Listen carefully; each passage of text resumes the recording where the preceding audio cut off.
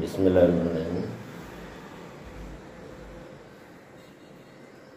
দেখো, আজকে আমি তোমাদের জন্য যে অনুশীলনী তোমার আজকে আমরা একটা নতুন অনুশীলনী যাচ্ছি, সেটা হচ্ছে তোমার 16.3। এই 16.3-এর পরিমিতি অংশ। দেখো, এই পরিমিতি অংশে 16.3 অনুশীলনী এর 1 নম্বর অঙ্কটা দেখো। আমি যদি তোমাদেরকে উদাহরণ দিয়েছি, যেমন দেখো 1 নম্বরে আছে যে একটি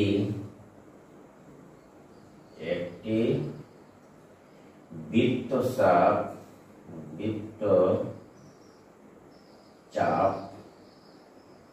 কেন্দ্রে তোমার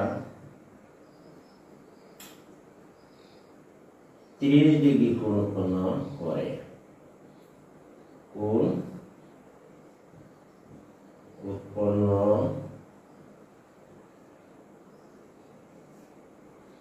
করে কেন্দ্রে 30 ডিগ্রি কোণ উৎপন্ন করে বৃত্তের ব্যাস তোমার 126। বৃত্তের ব্যাস 126 সেন্টিমিটার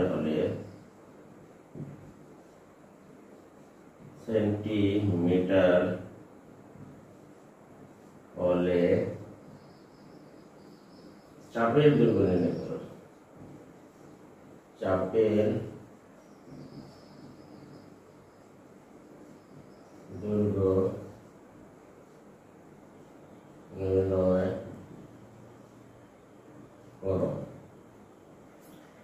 এখানে দেখো যে প্রথমে সমাধান দেখো। সমাধান দেখো তোমরা, পৃষ্ঠা হলো তোমার এই পাঠ্য বইয়ের 317 পৃষ্ঠা। 317 পৃষ্ঠায় 1 নম্বর অঙ্কটি বৃত্তচাপ। এখানে তোমরা ডাকটা একটু পড়ে নাও যে একটি বৃত্তচাপ কেন্দ্রে 30 ডিগ্রি কোণ উৎপন্ন করে বৃত্তের ব্যাস 126 সেন্টিমিটার করে চাপের দৈর্ঘ্য নির্ণয় করো। যেমন তুমি পাশাপাশি চিত্রটা দেখো, এখানে যে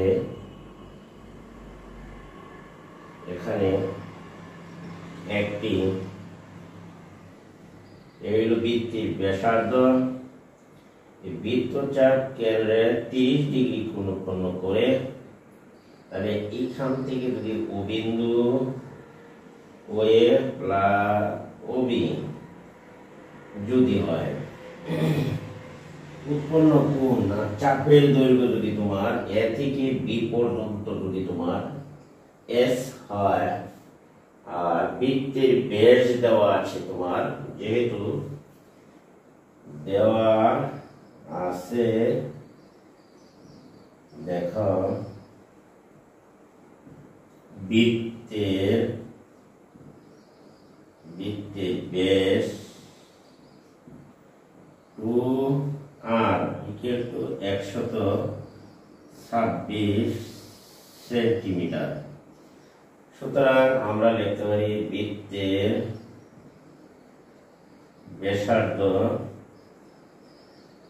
ব্যাসার্ধ হচ্ছে তোমার r = হবে এই 2, 126 কে তুমি বাদ দাও 63 সেন্টিমিটার। আশা করি তোমরা এইটুকু বুঝতে পেরেছ। এখন এখানে কোণের মান আছে থিটা সমান হচ্ছে তোমার 30 ডিগ্রি। তাহলে আমরা চাপের মান আমরা জানি, আমরা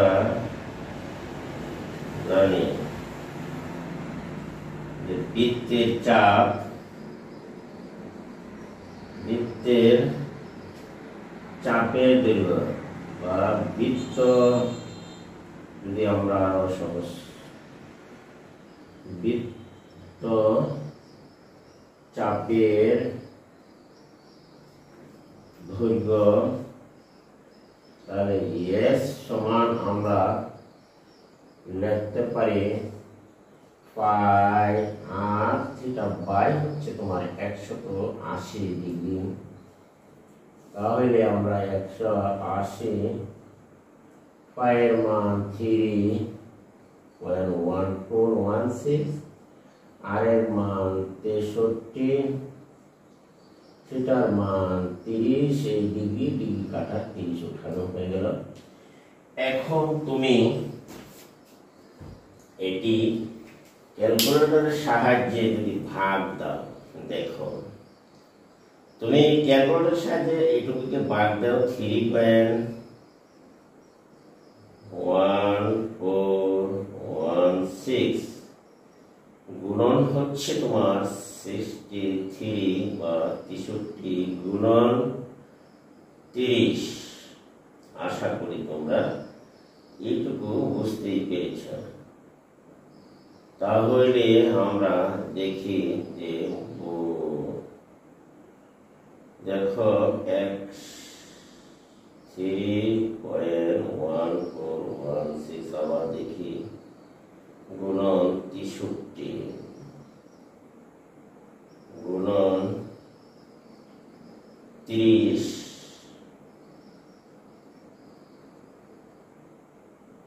তাহলে ইকুয়াল টু আমরা পাই 5000 তোমার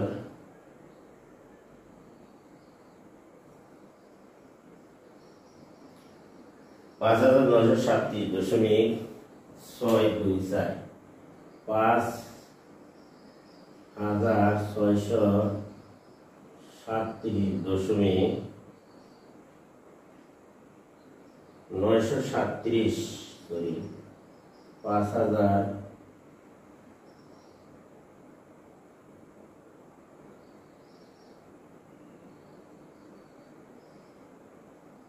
37.624।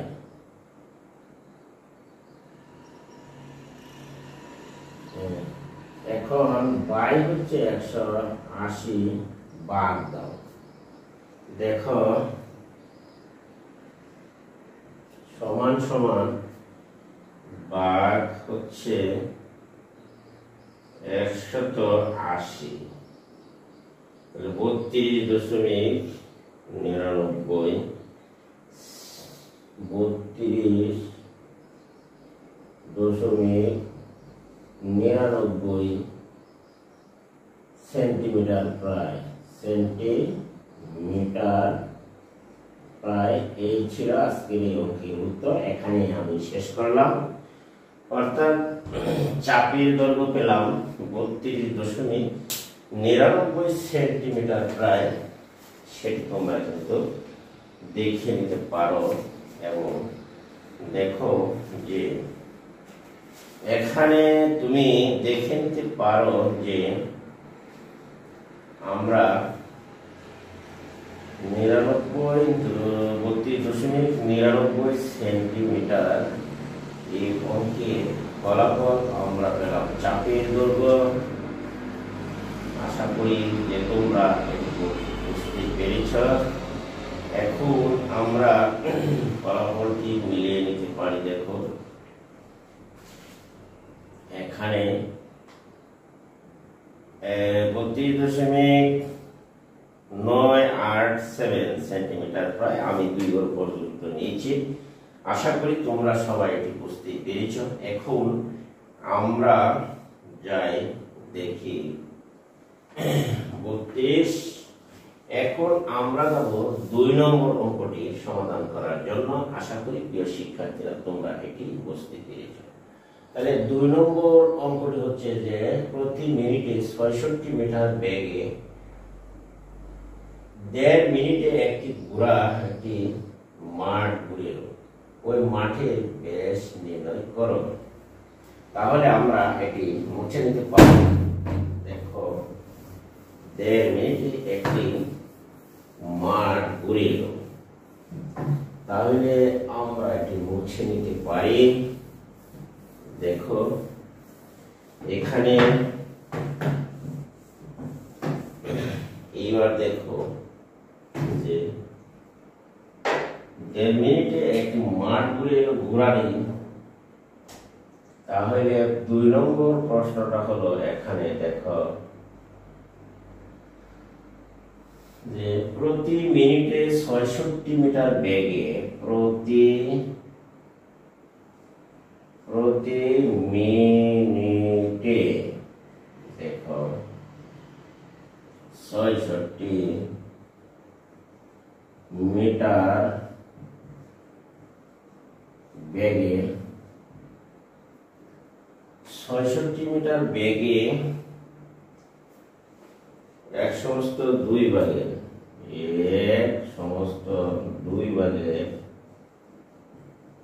1 মিনিটে একটি ঘোড়া মাঠ ঘুরে 2 মিনিটে একটি ঘোড়া একটি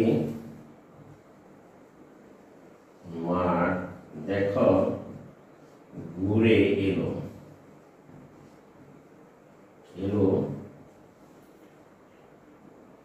ওই মাঠে ব্যাস নির্ণয় করো। ওই মাঠের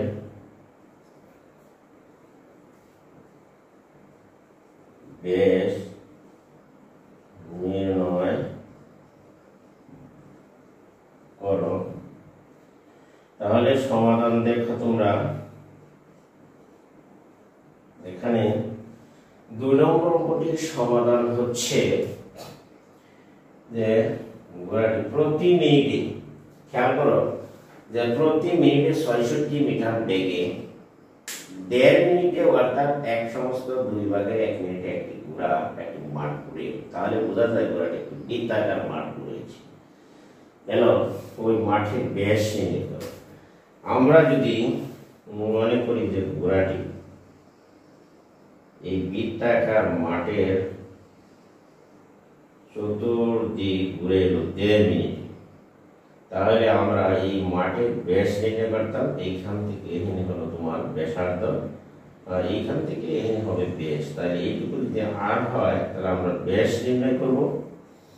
তাহলে দড়ি বৃত্তাকার মাঠে ব্যাসার্ধ হচ্ছে দড়ি ওই বৃত্তাকার মাঠের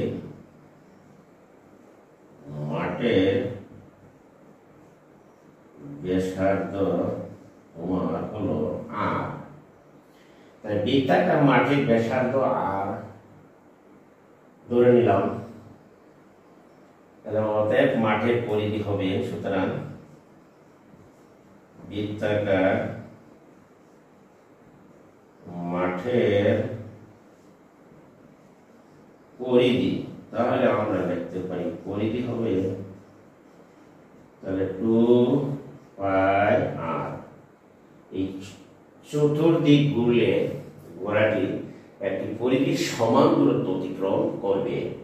তাহলে আমরা দেখি যে ঘোড়া যেহেতু চতুর্দিক ঘুরলে পরিধির সমান দূরত্ব, ঘোড়াটি যদি মাঠের চতুর্দিক ঘুরে আসে তাহলে পরিধির সমান দূরত্ব অতিক্রম করে।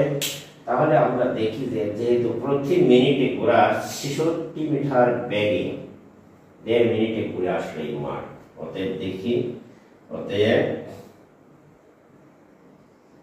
লেখ যে ঘোড়াটি 1 মিনিটে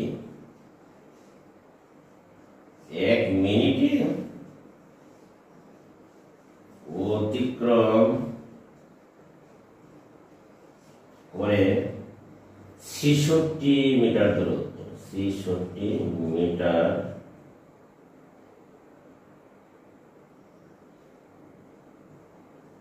দূরত্ব।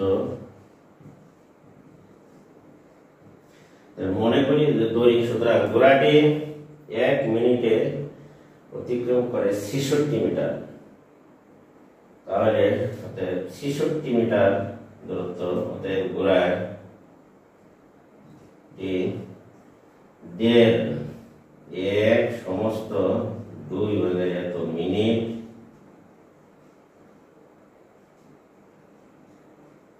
বা এটুকু যদি আমি লিখি 2 আর 3, 2 ভাগের 3 মিনিট অতিক্রম করে, তাহলে আমি লিখতে পারি, দেখো বেশি দূরত্ব অতিক্রম করবে। 2 ভাগের 3 মিনিট কাটো, 33, 3 33 হচ্ছে তোমার 99 মিটার।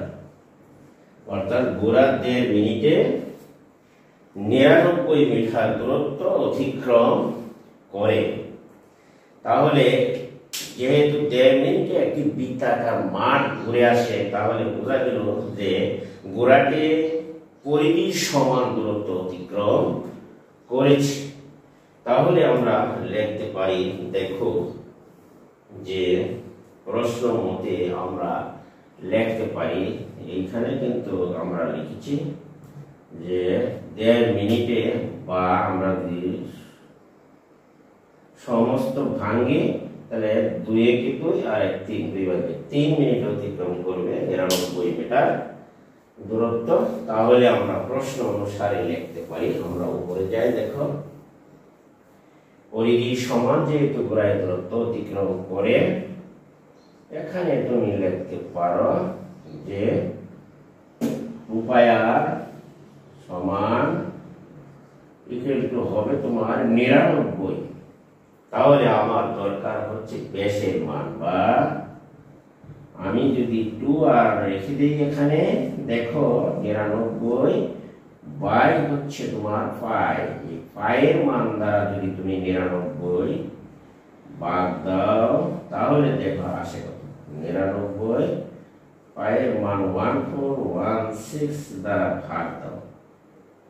আশা করি আমরা এটুকু মুছে নিতে পারি। দেখো যে এইটুকুকে তুমি ক্যালকুলেটর চেপে ভাগ দাও, তাহলে তুমি মান পেয়ে যাওয়া, বা মাঠের ব্যাস, অথবা লিখতে পারো তুমি, বা 2r ইকুয়াল টু, আমরা একটা ক্যালকুলেটর দিয়ে 99 কে ভাগ দিই। যেমন মনে করো আমার কাছে মোবাইল আছে, মোবাইল দিয়ে যদি আমি ভাগ দেই, তাহলে দেখো কত আসে, 99 এর ভাগ হচ্ছে 99 বা 3.1416। তাহলে আমি পাচ্ছি 31.51, 31.51 এখানে পেলাম 31.51। এই যে 2r এর মান পেয়েছি 31.51, কিন্তু আমাকে বলা হচ্ছে যে ওই মাঠের ব্যাস নির্ণয় করো। সুতরাং নির্ণয় মাঠের ব্যাস হবে, অর্থাৎ নির্ণয় মাঠের ব্যাস 31.51 মিটার, প্রায় এত মিটার প্রায়। আশা করি প্রিয় শিক্ষার্থীরা তোমরা একটু বুঝতেই পেরেছ। বা বৃত্তের ব্যাস, 2r মানে হচ্ছে বৃত্তের মাঠের ব্যাস, যেহেতু বৃত্তাকার মাঠ, অর্থাৎ হচ্ছে মাঠের ব্যাস হবে তোমার ওই 31.51 আমরা পেলাম। আশা করি প্রিয় শিক্ষার্থী বন্ধুরা তোমরা আজকে এটি বুঝতে পেরেছ। এবং আমি যা করলে তোমার 3 নম্বরের যে অঙ্কটি আছে, যে একটি বৃত্তাংশের ক্ষেত্রফল এত বর্গ মিটার এবং বৃত্তের ব্যাসার্ধ 21 সেন্টিমিটার। বৃত্তচাপটি কেন্দ্রে যে কোণ উৎপন্ন করে তা নির্ণয় করতে হবে। আমরা ব্যাসার্ধ বা বৃত্তচাপের দৈর্ঘ্য নির্ণয় শিখেছি। এখন আমরা দেখো, আমরা এখন কোণের মান বা থিটার মান কিভাবে নির্ণয় করা যায় সেটি কিন্তু আমরা এবার নির্ণয় করার জন্য দেখো আমরা সেটিও নির্ণয় করতে পারবো। কোণের মান এবার আমরা নির্ণয় করব। তাহলে দেখো, আমরা এটি আশা করি বুঝতে পেরেছ। আমরা এটি মুছে নেই। তাহলে আমরা যাই 3 নম্বর অঙ্কটি দেখি এটি কিভাবে সমাধান করা যায় সহজেই। দেখো 3 নম্বরে হচ্ছে একটি বৃত্তাংশের ক্ষেত্রফল। দেখো একটি বৃত্তাংশের, দেখো এই 3 নম্বরে একটি বৃত্তাংশের ক্ষেত্রফল, একটি বৃত্তাংশের ক্ষেত্রফল 77 বর্গ মিটার। 77 বর্গ মিটার এবং বৃত্তের ব্যাসার্ধ এবং বৃত্তের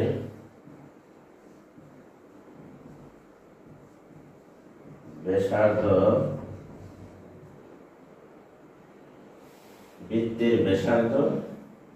21 মিটার। দেখো বৃত্তচাপটি কেন্দ্রে যে কোণ উৎপন্ন করে তা নির্ণয় করো। বৃত্তচাপটি কেন্দ্রে যে কোণ উৎপন্ন করে তা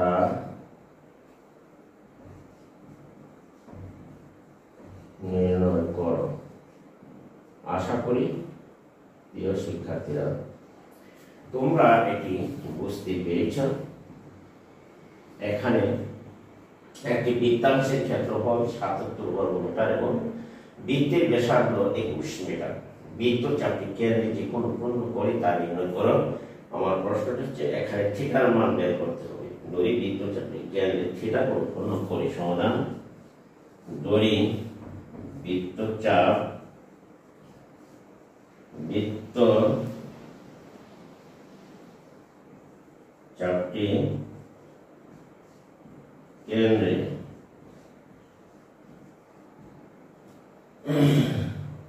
থিটা কোণ উৎপন্ন করে। থিটা কোণ উৎপন্ন করে। বৃত্তচাপটি কেন্দ্রে থিটা কোণ উৎপন্ন করে। তাহলে আমরা দেখি এখানে যে একটি বৃত্তাংশের ক্ষেত্রফল দেওয়া আছে। বৃত্তাংশের ক্ষেত্রফল হলো তোমার কত? 77 বর্গ মিটার। বৃত্তাংশের ক্ষেত্রফল 77 বর্গ মিটার দেওয়া আছে। এবং দেখো আর তথ্য, বৃত্তের ব্যাসার্ধ 21 মিটার। বৃত্তের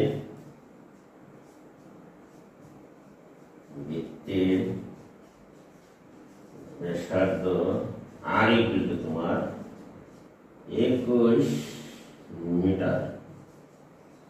তাহলে আশা করি তোমরা সকল তথ্য পেয়ে গেছো এখানে।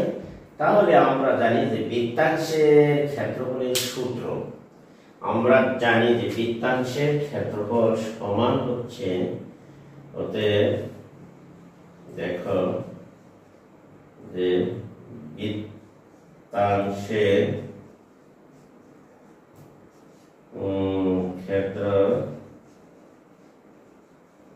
ক্ষেত্রফল থিটা বাই 360 গুণন হচ্ছে তোমার পাই আর স্কয়ার, বৃত্তের ক্ষেত্রফল। আশা করি তোমরা এটুকু বুঝতে পেরেছো। বৃত্তাংশের ক্ষেত্রফল বা আমরা লিখতে পারি 77, এখানে হচ্ছে 360 ডিগ্রি, বা এখানে থিটার মান হচ্ছে তোমার 9 বের করতে হবে। পায়ের মান 3 একেবারে উপরে বসিয়ে দাও 16, আর আর এর মান তুমি পেলা 21 হোল স্কয়ার হবে। এখানে আর এর মান দেওয়া আছে তোমার বৃত্তের ব্যাসার্ধ 21 মিটার, বৃত্তচাপটি কেন্দ্রে যে উৎপন্ন করে তা নির্ণয় করতে হবে। তাহলে আশা করি তোমরা এটুকু বুঝতে পেরেছ। আমি এখন উপরে চলে যেতে পারি। দেখো উপরে চলে গেলাম। এবার দেখো যে এইখানে যদি আড়াই গুণ দাও তাহলে আমরা লিখতে পারি এই 77 আর 360, আর এদিকে হচ্ছে তোমার গুণ দিলে একটা ক্যালকুলেটর মেশিনে মারো, দেখো কত হয়। এখানে আমরা লিখতে পারি, দেখো যে এখানে উপরে দেখো 21 আর 21 গুণ দাও কত হয়, 21 গুণ দিলাম 441, এরপরে গুণ দাও 3.1416, এরপরে তুমি পেলা অর্থাৎ 1385 দশমিক গুণন থিটা। 1300, এখানে দেখো যে 1385 দশমিক, এরপরে হচ্ছে তোমার 4456 গুণন হচ্ছে তোমার থিটা, আর এদিকে হচ্ছে তোমার দেখো গুণ করো 1385.4456, আর এদিকে 77 আর 360 গুণ দাও। 77 আর 360 গুণ করলে আমি পাই 360 গুণন হচ্ছে তোমার 77, 27720, 27720 ওই দেখো 27720 আমরা পেলাম। এইবার দেখো আমি থিটার মান বের করব, অর্থাৎ কোণের মান বের করব। তাহলে আমরা এটি যেহেতু গুণাকারে আছে আমি এটি দ্বারা ভাগ দিই। 1385.4456 বাই হচ্ছে তোমার ভাগ দিবা 27720, 27720। তাহলে দেখো আমরা থিটার মান পেয়ে যাব এখানে। তাহলে ভাগ দাও 1385.4456 ইকুয়াল টু দেখো কত আসে, এখানে আসছে 20.008, 20.008 এর মতো আসে। 008 পর্যন্ত তোমরা এই নিতে পারো। তাহলে আমরা এখানে থিটার মান পেলাম 20 ডিগ্রি প্রায়। আমরা লিখে দিতে পারি যে থিটার মান আমরা পেয়েছি 20 ডিগ্রি, অর্থাৎ কোণের মান আমরা বের করেছি। তোমরা রেজাল্টটিতেও লিখে দেখে নিতে পারো। এখানে দেখো রেজাল্টে কত আসে, 20.008 প্রায়। অতএব নির্ণয়, সুতরাং নির্ণয় কোণের মান, নির্ণয় কোণ থিটা সমান আমরা লিখতে পারি 20.008 ডিগ্রি প্রায়। দেখো এত উত্তর এখানে শেষ হলো। আশা করি প্রিয় শিক্ষার্থী বন্ধুরা তোমরা আজকে এটি বুঝতে পেরেছ। আমি 0.3 এর তোমার 1 2 3 তিনটি অঙ্ক তোমাদের সমাধান করে দিয়েছি। আশা করি তোমরা এটি সবাই বুঝতে পেরেছ এবং আমার ভিডিওটি তোমাদের কাছে উপকারী এবং ভালো মনে হয় অবশ্যই তোমরা আমার চ্যানেলটিকে সাবস্ক্রাইব করবে এবং ভিডিওটি বন্ধু বান্ধবের কাছে শেয়ার করে দিবা এবং একটি কমেন্ট একটি লাইক অবশ্যই দিবা। আজকে আমি এখান থেকে বিদায় নিচ্ছি। আল্লাহ হাফেজ, সকলেই ভালো থাকবে।